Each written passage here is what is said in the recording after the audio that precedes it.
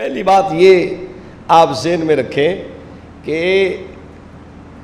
قرآن و سنت کا مفہوم یہ خود ساختہ نہیں ہونا چاہیے.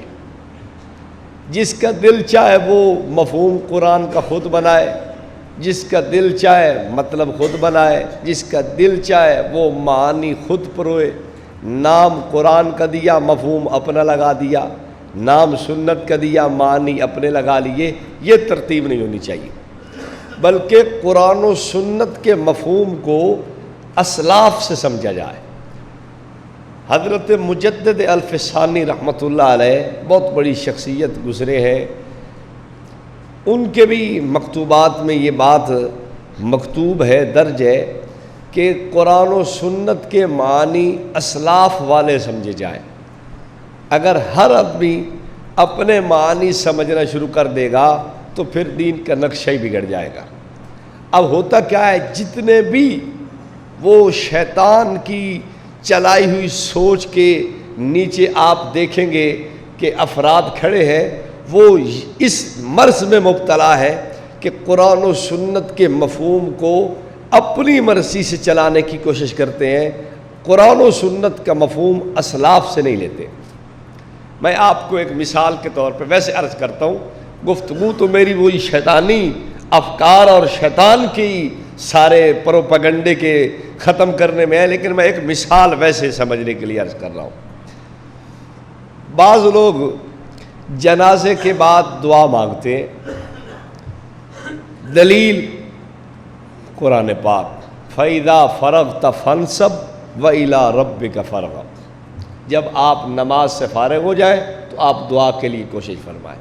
بس اس سے مراد نماز جنازہ ہے. جب آپ نماز سے فارغ ہو جائیں جنازہ سے، بس اب آپ دعا میں لگ جائیں. اب دیکھیں، پڑھا قرآن ہے اس نے، قرآن کا ترجمہ بھی اس نے ٹھیک کیا،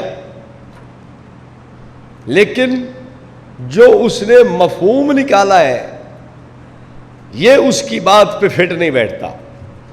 پھر ایک دلیل اور، ان الذین یستکبرون عن عبادتی سیدخلون جہنم داخرین. جو آدمی مجھ سے مانگنے سے تکبر اختیار کرتے ہیں، نہیں مانگتے، اللہ فرماتا ہے بس وہ ذلیل و رسوا ہو کے جہنم میں جائیں گے. تو جو جنازے کے بعد دعا نہیں کرتا وہ سیدھا جہنم میں جائے گا. اب پڑھا قرآن ہے اس نے، ترجمہ بھی ٹھیک کیا ہے، لیکن اس کے مفہوم کو صحیح جگہ پہ فٹ نہیں کیا. مفہوم تو اس کو یاد ہے، آیت اس کو یاد ہے، لیکن مفہوم اس نے اپنی طرف سے بنا کے اس کے نیچے لگا دیا. اس کو حضرت حجت اللہ فی الارض حضرت اکاڑوی رحمۃ اللہ علیہ ایک بات ارشاد فرمایا کرتے تھے کہ طالب علم اٹھے، زور کی نماز کا وقت تھا، وہ بیچارے قطار بنا کے کھڑے ہوئے ہیں، اور اندر بیت الخلاء میں ایک بابا جی زور زور سے دعا پڑھ رہے ہیں، اللہم ارحنی رائحۃ الجنہ ولا ترحنی رائحۃ النار. طالب علم پریشان ہو گیا کہ پتہ نہیں بابا جی نے اندر وضو شروع کر دیا شاید. تھوڑی دیر بعد بابا جی نکلے، بابا جی وضو کر رہے تھے آپ؟ نہیں، میں تو استنجا کر رہا تھا. تو دعا کون سی پڑھ رہے تھے؟ اللہم ارحنی رائحۃ الجنہ ولا ترحنی رائحۃ النار.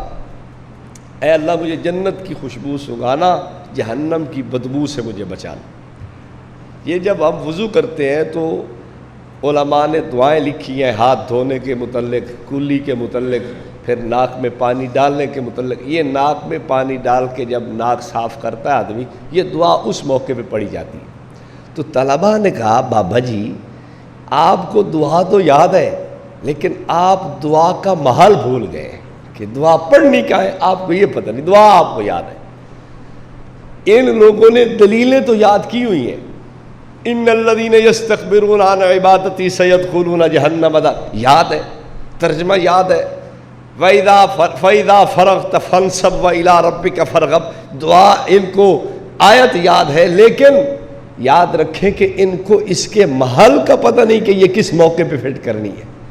دلیل تو بیچارے یاد کر کے پھر رہے ہیں.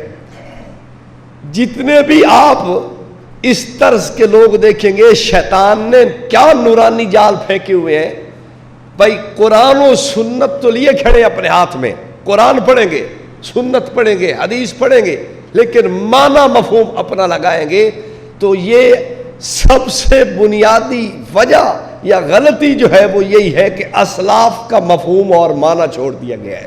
اور اگر آپ پابند کریں کسی کو کہ بھائی جب تک اسلاف کے مفہوم اور معنی کو آپ نہیں مراد لیں گے ہم آپ کی بات نہیں سنیں گے۔ آپ قرآن پڑھیں، اسلاف کا معنی سمجھائیں، حدیث پڑھیں، اسلاف کا دیا ہوا معنی لیں، پھر تو بات چل سکتی ہے۔